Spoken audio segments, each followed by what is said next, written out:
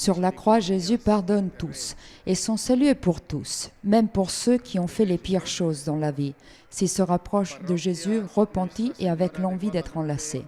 C'est ce qu'a rappelé le pape François dans la catéchèse de l'audience générale Place Saint-Pierre, consacrée au pardon sur la croix.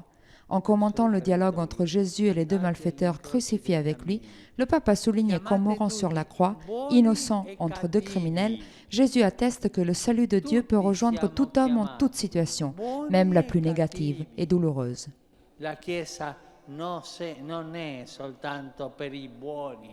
L'Église n'est pas seulement pour les bons ou pour ceux qui semblent bons ou qui se croient bons. L'Église est pour tous et même de préférence pour les méchants, car l'Église est miséricorde.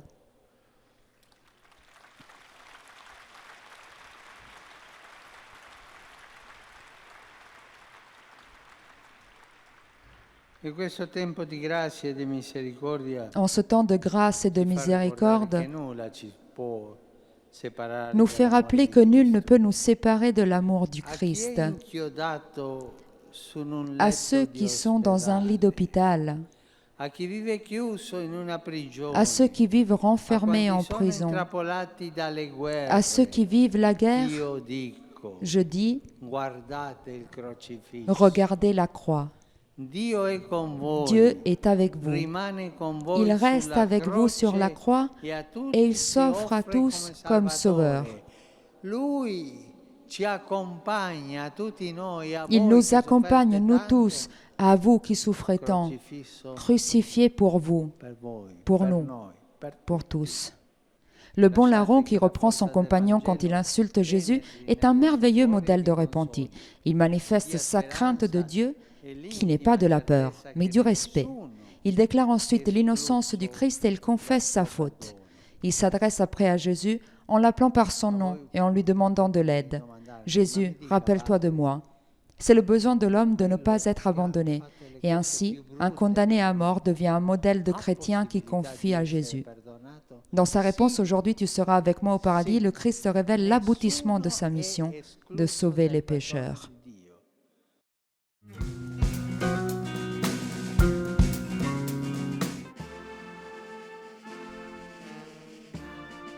Un salut fraternel, un signe visible de paix et de dialogue comme sont visibles les montagnes géorgiennes. C'est ainsi qu'a débuté le voyage apostolique du pape François en Géorgie et Azerbaïdjan du 30 septembre au 2 octobre. Le pape était accueilli à l'aéroport international de Tbilissi par le président de la Géorgie ainsi que par le patriarche catholico Sélie II. Cette nouvelle étape dans le Caucase après le pèlerinage en Arménie en juin dernier veut être un signal pour la paix et une exhortation à poursuivre un chemin qui, bien que difficile, doit être poursuivi. En ces terres, le pape a rappelé que tous devraient être concernés par le sort de l'être humain, en faisant avec patience toute tentative pour éviter que les divergences deviennent des violences destinées à provoquer d'énormes ruines, tant pour l'homme que pour la société. Arrivé au palais présidentiel, le pape a exprimé sa vive joie pour sa visite en cette terre bénite, lieu de rencontre et d'échange vital entre les cultures et les civilisations, qui dans le christianisme a trouvé sa plus profonde identité et le fondement de ses valeurs. À 25 ans de la proclamation de l'indépendance de la Géorgie, le pape a souhaité que le chemin de paix et de développement poursuive avec l'engagement solidaire de toutes les composantes de la société, pour que les différences puissent être une source d'enrichissement réciproque, même si aujourd'hui, la violence manipule et détruit les principes de la nature civile et religieuse pour assouvir d'obscurs desseins de domination et de mort.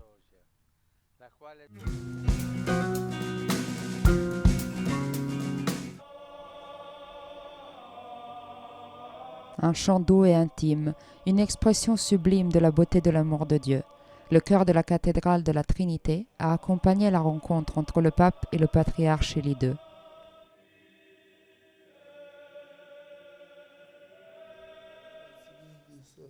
Le recueillement initial a été suivi par les paroles du Catholicos, le même qu'en 1999 a accueilli Jean-Paul II et qui a voulu exprimer sa joie pour cette rencontre, un signe de fraternité entre les églises. E a ricordare quanto fosse necessario L'amour du Seigneur nous élève, car il nous permet de nous élever au-dessus des incompréhensions du passé, des calculs du présent et des craintes de l'avenir, a dit le pape François. Face à un monde assoiffé de miséricorde, d'unité et de paix, il est urgent que les liens aient un nouvel élan et une nouvelle ferveur pour que les difficultés ne soient pas des empêchements, mais des stimulations pour mieux connaître et partager la sève vitale de la foi.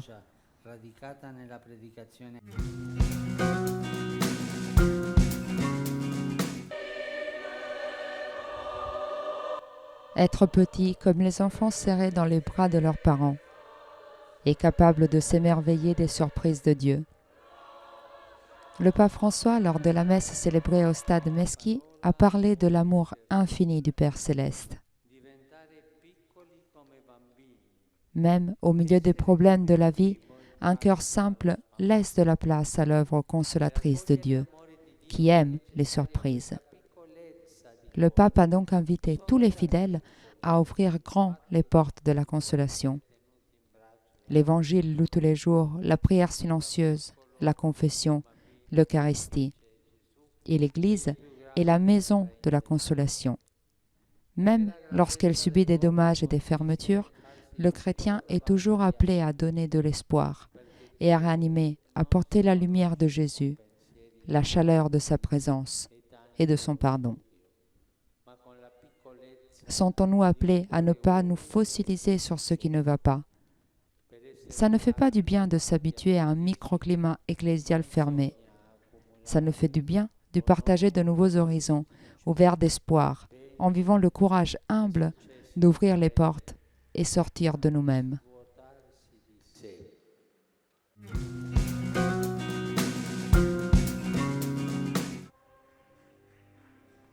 Un jeune, une mère de famille, un séminariste et un prêtre arménien.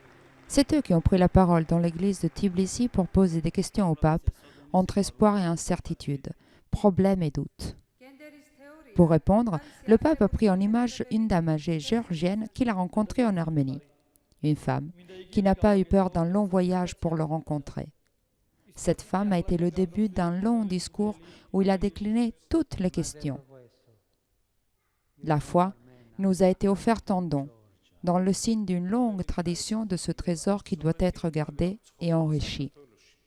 Seule une foi ancrée peut soutenir les prêtres et les séminaristes dans les moments de difficulté. Elle peut soutenir les époux à ne pas se perdre dans les tentations. Les chrétiens, a insisté le pape, ne devraient jamais se condamner, mais prier fraternellement les uns pour les autres, accomplir des œuvres de charité et ensemble témoigner de la miséricorde infinie de Dieu.